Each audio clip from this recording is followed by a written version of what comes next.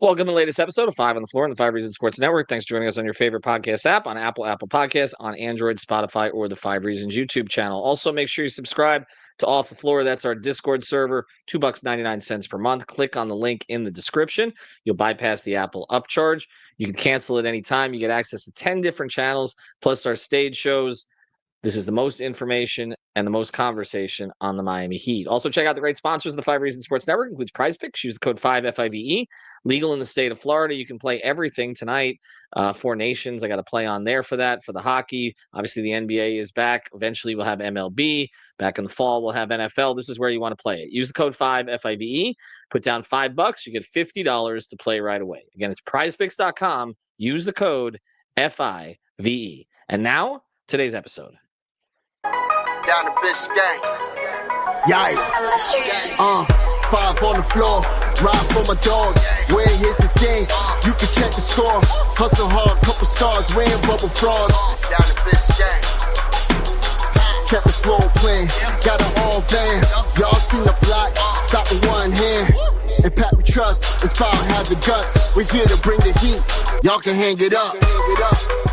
Welcome to Five on the Floor, a daily insider show on the Miami Heat and the NBA, featuring Ethan Skolnick, Greg Sylvander, Alex Toledo, Brady Hawk, and others from the Five Reasons Sports Network. Also, make sure to subscribe to Off the Floor for the most heat anywhere. All right, welcome back to Five on the Floor. Here's today's floor plan. I'm Ethan Skolnick. You can follow me, Ethan J. Skolnick, on Five Reasons Sports. We got Greg Sylvander. You can follow him at Greg Sylvander. We've done many recent episodes. One on Andrew Wiggins, how the Heat can maximize him. Did another one on the Wham combination, Bam and Ware, how that has looked so far. We did one about whether or not the Miami Heat should really lean into trying to get the best possible draft pick. So we've been all over the place over the past week, and we did a Tyler Hero episode for All-Star. So check out everything. We know that the Heat have not been on everybody's minds over the last week or so, particularly the way they went into the All-Star break with 4 straight losses and now 3 games under 500, 9th in the East, 20th in the league. There was some news related to that today because actually the Heat are right there with San Antonio, and Wemby is going to be missing the rest of the season because of a blood clot. So we hope that that is not serious or it doesn't extend beyond this season. Of course, for Heat fans, that brings back memories of Chris Bosh. But today we're going to go a little bit off the subject because it is Greg Sylvander's birthday. So this is an episode about Greg. And Greg is going to put his analyst hat down. Okay. You have an analyst hat? You put it down somewhere? I do. Okay. Yep. It's gone. We're going to do the fan thing today.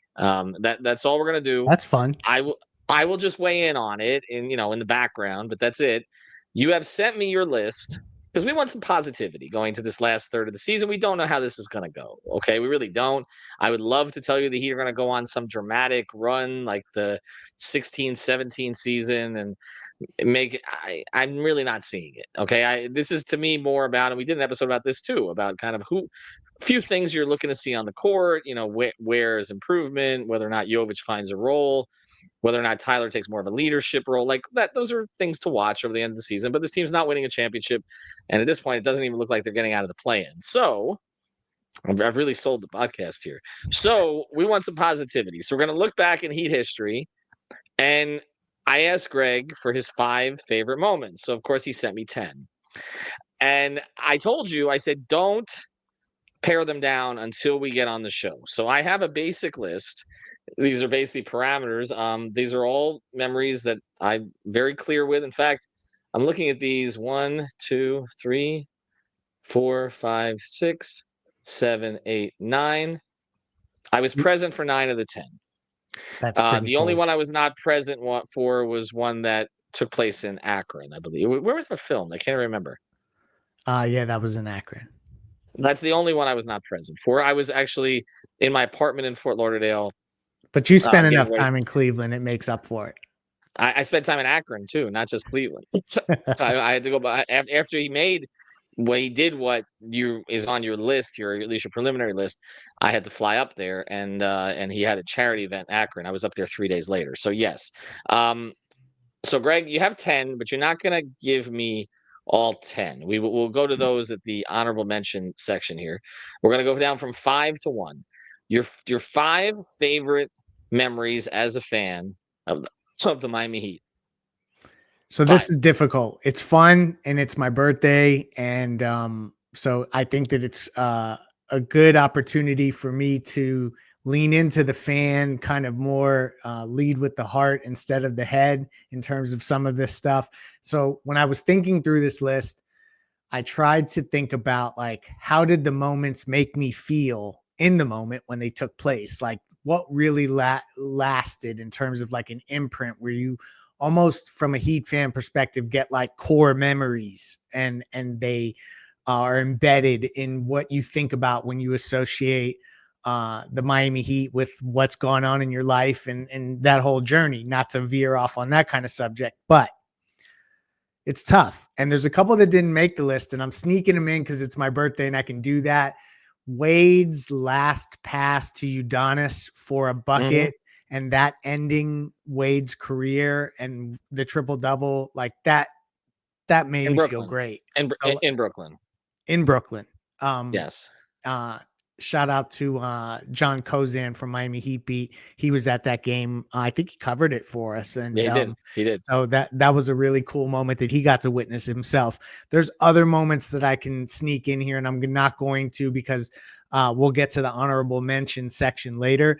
But right at the beginning here, I'm going with something that I'm not going to let recent events cloud judgment.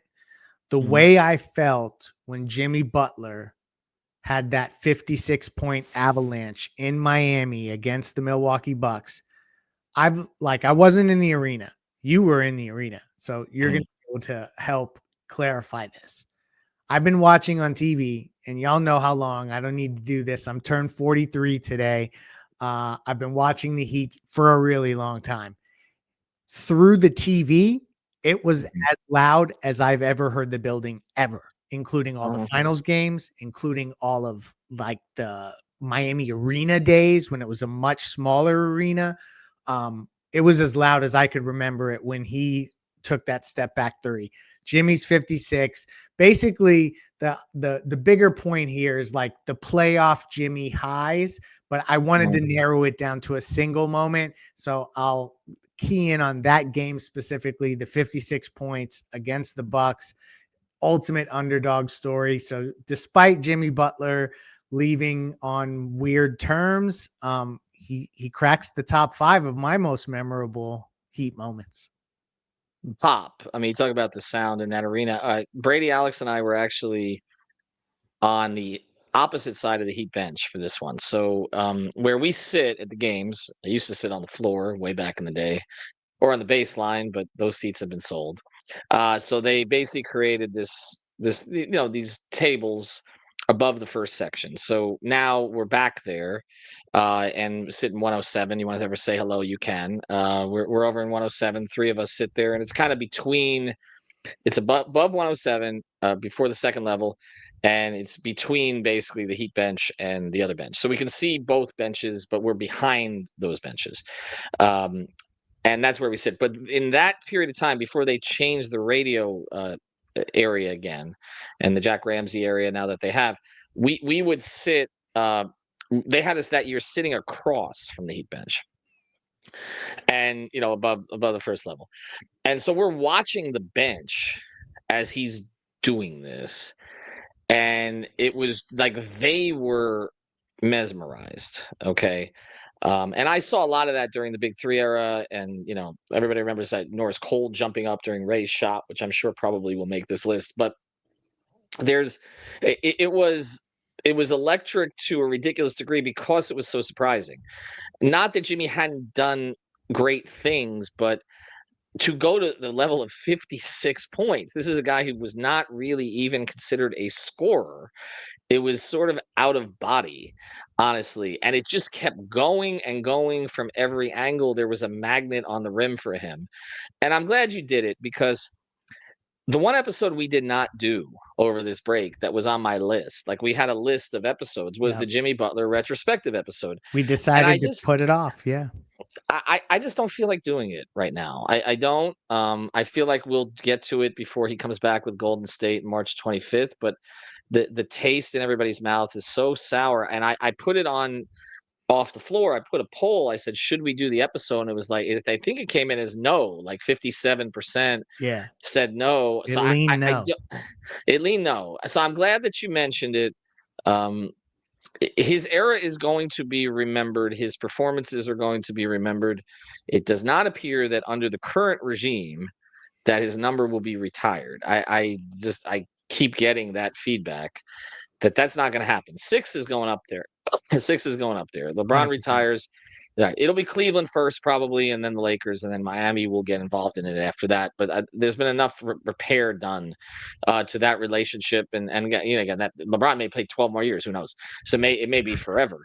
But I don't know that 22 is ever going up while Pat, the Arisons are in charge. In fact, I know it's not, okay? Because I know that a certain sports anchor in this town sort of left it open like I just did, and he got a text within 5 minutes of getting off the air a couple weeks ago and the text was basically no effing way from inside the organization. So I am glad that you mentioned it because it was a special time. I mean, look, reaching 2 finals in 5 years and really should have reached 3 and probably had the best chance in the year they didn't get there, which was the year that Jimmy took the 3 and didn't get in. It deserves some kind of mention, but it definitely he made you feel during that period of time that it didn't matter if somebody else was better. He was still going to beat them. Exactly. Right. Exactly. And that sums it up night, perfectly. That's as concise as it can be. You basically felt like it didn't matter what you lined up against. Jimmy Butler was going to will himself to victory. And that sounds cliche in sports talk, like kind of cliche stuff is not really where I want to go, but he truthfully like imposed his will in a way that we just haven't seen very many times in Miami specifically. And I just can't get over the way that the crowd got so hyped. I want to reiterate that I don't know if there's metrics that are kept on crowd noise. If there is, send me the analytics, folks. But that one had to be one of the loudest. Well, I'll tell you, not that they've been in as many games, but Brady and Alex both had never heard anything like that in that building either. And look, the big 3, there's manufactured noise in that building. They get made fun of at times for that. We know that there was nothing manufactured about the noise at that period of time. It was deafening, and you're right. It was a belief that they could beat anybody, and that year they almost did. They almost did, but then of course Josh Hart and the ankle and all that, and you end up losing to Denver. All right, what is number 4 for you? This is one that I guess you could probably argue it goes higher, but for me, and I have to narrow it down to one moment because I'd love to just say the 2010 plan because like that actually was a plan, folks. I know everybody sometimes has been criticizing the Heat for not picking a direction or having a plan, and I know that that's a loud minority of fans that do that, but they planned for the summer of 2010.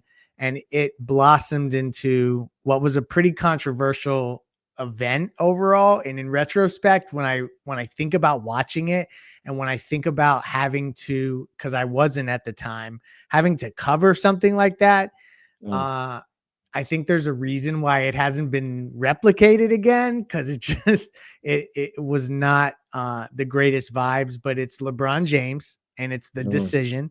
And when he said, I'm going to take my talents to South Beach, because when you think about the way things and the crazy thing is I knew LeBron was coming to Miami before he announced that decision. Like that had already made its waves where you felt a lot of people did.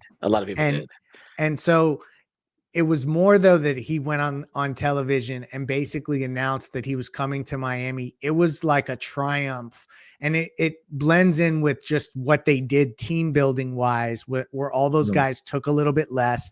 Everybody kind of sacrificed their roles as the number 1 guy to come together and win. That's how I positioned it. It was taken by the national majority of sports fans as these guys are stacking the team. It's unfair. And then they're arrogant because they're saying not 1, not 2, not 3.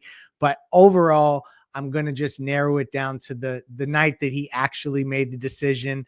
And as Dan Lebitard so eloquently put it, our half full sports bars erupted because in Ohio that night, the bars were full and they started burning jerseys, and Mhm. Heat fans were probably enjoying themselves outside, touching grass while that was going on to some degree. But he came to Miami, and it reinforced what we had always talked about in terms of the Heat being a destination. And we'll get into more of that in a bit.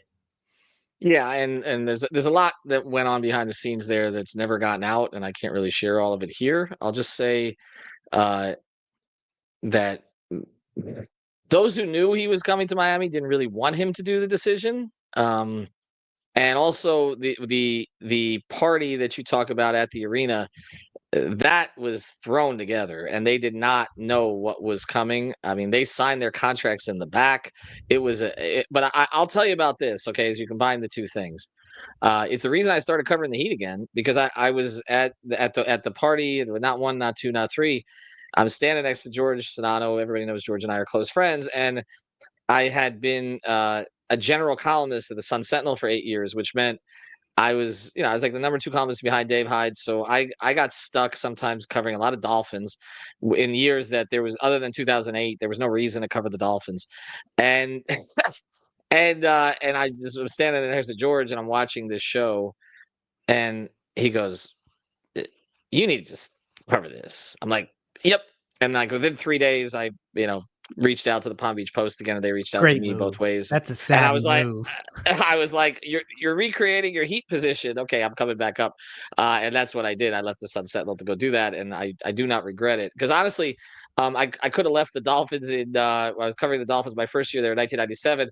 And come back now, and I wouldn't have missed a single thing. So that's kind of where we're at with the Heat. You Valid. miss everything, and that's kind of where the two organizations have gone. So I the decision itself, we kind of knew, sort of knew, but there were so many clues that were sending in a different direction that I actually got fooled by something that happened at the Sun Sentinel that day, because, and I turned out this was nothing, but it was a coincidence. But somebody in our like advertising department at the Sun Sentinel had an ad originally that was for LeBron, Wade, and Bosch.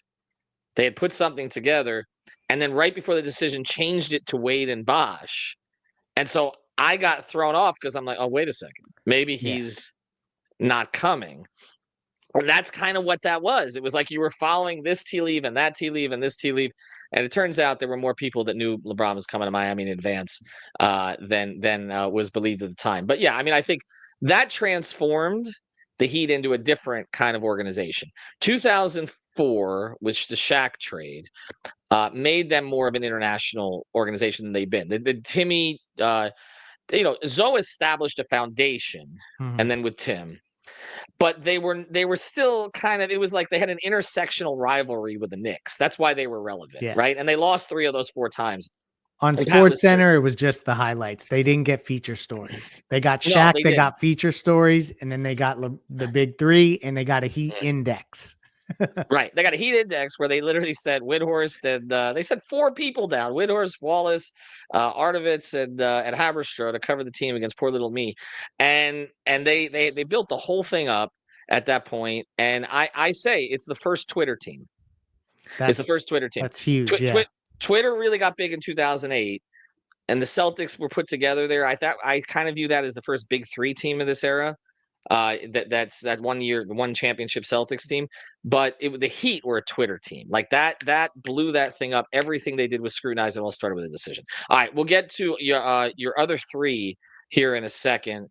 Before we do, I want to mention another great sponsor of the 5 Reasons Sports Network, our friends over at Water Cleanup. You can find them at Water Cleanup Florida, or WCUFL.com. That's WCUFL.com. Everything from the preventative maintenance to the leak detection to the damage assessment, they handle it every step of the way. Water Cleanup Florida is your one-stop water and mold cleanup shop. Reach out to Michael Robert, his entire team, or their entire team, based at Boca Raton. They service the entire Tri-County area. They go outside this area as well. They always help out when there's storms around the state. You can find them. They do honest work. They got more than 100 5-star reviews on Google. These are the people you want to reach out to. So I'm going to say it slow. Water Cleanup of Florida, WCUFL.com. That's WCUFL.com. Make sure you mention 5 Reasons. All right, let's go with number 3. What you got? And if you got the schmutz, they got the guts. Oh, I forgot. That's right. You got the schwitz, they got the guts. All right, what's number 3? 3 is the game that was played for the entire Big Three build. It was the most impressive individual performance I had seen to date. It is LeBron James at Boston, Game 6. That's 2012, right? It was you've talked about this. You've talked about how everybody there knew that like had you lost that game, there was going to be major changes, probably in the form of Chris Bosh going somewhere, but it just brought into question the entire idea of the Big Three coming together. LeBron James has just an he puts on a masterclass. He from the opening tip, he was on another level. There's always going to be that very that shot of him where he's kind of leaning down and he looks like he's almost like a raging bull or something like that. Like I'm trying to think of the best way to articulate the photo, but he looks like he is also, as we mentioned Jimmy earlier, having one of those out of body experiences where you just take over. Possessed. There we go. Yeah, he was possessed.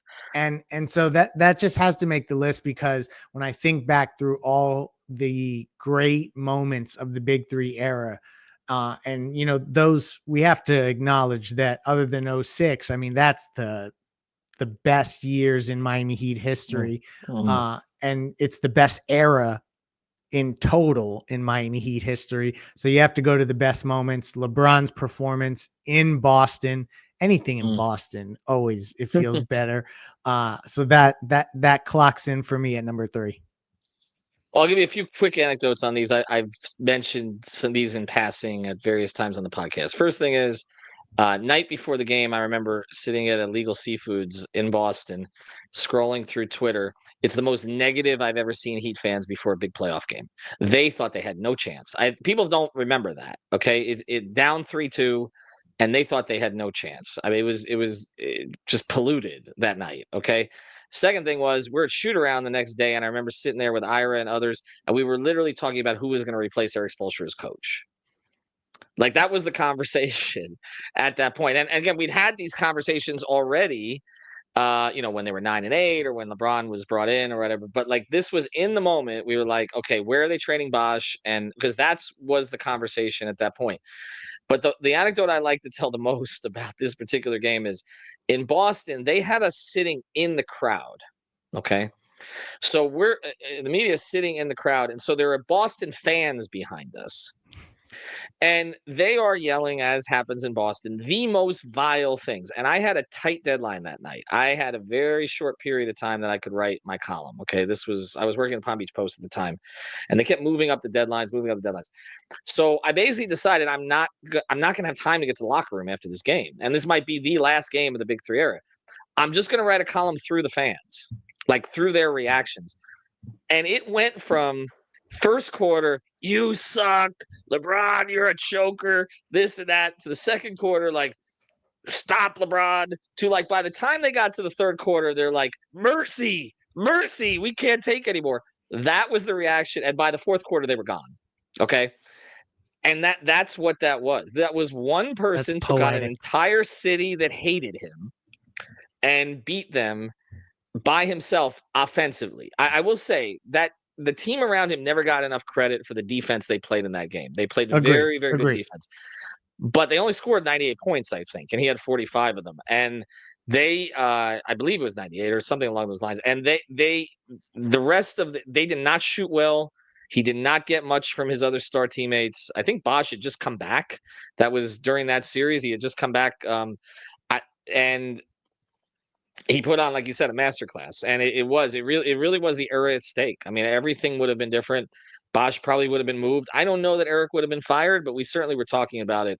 So that's a pretty good number 3. All right, what you got for number 2? Rebound Bosh.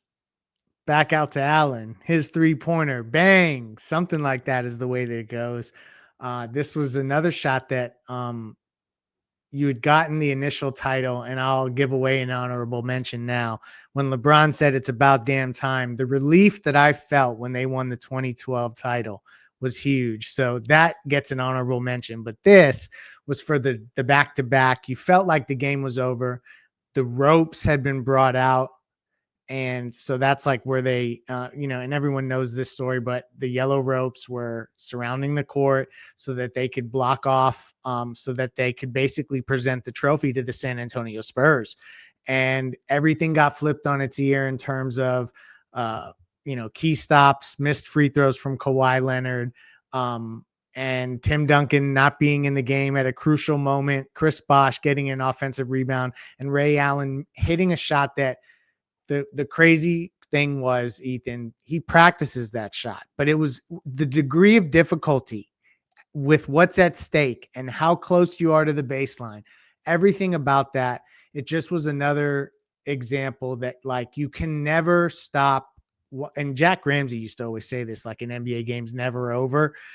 It was a big example of that. It's considered by many to be one of the most clutch, big shots in NBA history. It happened in the finals, in the biggest stage.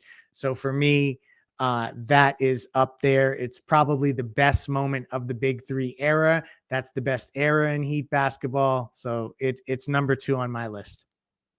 A couple things on that one. First thing is, I was cursing Ray at the time because I'd already written my column about how the season was over and had to flip it in 13 minutes. But what you mentioned about Ray, it definitely resonates in this sense. I remember being in the Bahamas the next year for training camp and talking to Ray about the shot. And the way that he went through it, it was the culmination of all the work. All the work. Like, if you want to talk about a man and his craft, that comes down to one moment. And you got at this, and he went through it. How many times he had practiced getting his feet behind the line. He steps on the line there, that thing's different. The ability to get the ball up, to know time, space, score, situation, to be able to do that on the fly, because again, it was a rebound to Bosh. LeBron misses the shot, right? And LeBron made a ton of clutch plays down the stretch of that game, but nobody really remembers them. Nobody remembers a lot of things. This is similar to if you grew up a baseball fan in the 80s, and everybody remembers the ball going through Buckner's legs in 86, and everybody thinks back just like Johnny Bench in 75. Well, that ended the series. It didn't. It's always the game 6 that's the dramatic game, and everybody forgets the game 7. The game 7 was pretty damn good too. In fact, in some ways, it was a better played basketball game. It was a great game, and everything could have fallen apart there. Mario Chalmers' role in there has kind of been forgotten, I think, by a lot of people, what Rio did in game 7, but the game 6 moment, because again, there was a referendum on that team every single night. Like when Paul Millsap started shooting threes in his career in a game against the Miami Heat with the Utah Jazz in overtime, crazy things happened against that team. Their regular season games were scrutinized like playoff games. One title was not going to be enough. No chance. And to have that happen at that moment in that situation, and it was an amazing thing. And there was a pretty good crowd pop there too. I think the reason that the Butler crowd pop resonates with me more is because it was like throughout a whole run of that game. Yeah. It was just like he could not stop scoring. Yeah. With so this, it kept coming in waves versus just one moment. Yeah. And that was like, and it was remarkable. And then again, they closed out in game 7 and they really wheezed their way back to the finals the next year. None of them wanted to be there anymore. They were tired of each other. They were tired of Spo, Ray especially. And they really they weren't interested in the whole process the next year. Still got to the finals and then got waxed and the air conditioning and all that. But so that was really the last huge moment that everybody remembers. All right. Before you get to number 1, real quick here, give me your honorable mentions. I would be remiss if I didn't say the heartbreak that was game 6 against Boston in Miami, where that tip-in went in for Caleb Martin and the Miami Heat to go in there in game 7 and get that win. That felt really good. Wade's "This Is My House" moment. How can we not mention that? It turned into a statue, however much you like that statue. I mentioned earlier about LeBron saying it's about damn time when they won in 2012. Shaq's arrival, his on the steps of the AAA, like before the big three and that took place inside the arena, that was the big moment where the Heat felt like they were all of a sudden really relevant. So I want that to get its shout out. All in all, and there's a million other moments. Like I guarantee people are going to tweet me and say, how could you forget this moment or that moment? Because like I'll throw one more in there that comes to mind that I didn't put on our list prior to this at all. When Zoe came back from his kidney ailment, I think they played the Toronto Raptors at home, if I remember correctly. When he checked into the game, I got emotional. Like that's how big that was. So like that was a huge, like, oh my gosh, our guy is back. We have a chance to actually like maybe this can be a miracle type of story, because we thought he was done. All How that about to UD's? say, How about UD's last game too? That's another one. UD's last They basically fed him and he the got dunk on the break, and he went nuts in that game. I mean, so great. there's also UD and Dwight Howard too. That was fun. So I mean, he had a role in a whole bunch of these. Jay Will's game to get the Heat to the finals, and Against Detroit. Against Detroit was a huge breakthrough for the team. Gary Payton's shot in game 3. Well, I kind of know what era we're in now, so give me number 1. Y'all know it. Wade throws the ball into the air, and the Miami Heat are the world champions of the basketball. Like, what did he say? Are the champions of the basketball world, I think is what Mike Inglis said it at that moment. It was the first is always going to be the one closest to the heart here. It was a moment that for a lot of Heat fans, we thought might never come. Like there's a long time where the Heat were kind of like in that same bracket with the Magic and the Hornets with no titles, and the Timberwolves. And like, they had some moderate success here or there. That moment cemented them as an organization that could get to the championship. It was also just a big relief for Pat in general. So I think that was a big one for Zoe to get one, and for his storybook game 6. Like that was a moment in itself that I shouldn't, I'm glad that I talked myself into mentioning Zoe in game 6, but Wade throwing that ball up in the air, they had finally won. That's the number 1 moment for me. I mean, what else is there to say about that? That was, Wade was in that moment, he was the best basketball player on planet Earth for that moment in time. He was, and just some quick memories from that one, because I was in Dallas for that, and we were behind the basket up on one of the risers. And I remember, and Pat has recalled this too, like when Wade missed the free throws, you're like, oh my God, like you thought they were going to lose potentially. I mean, that's where this was.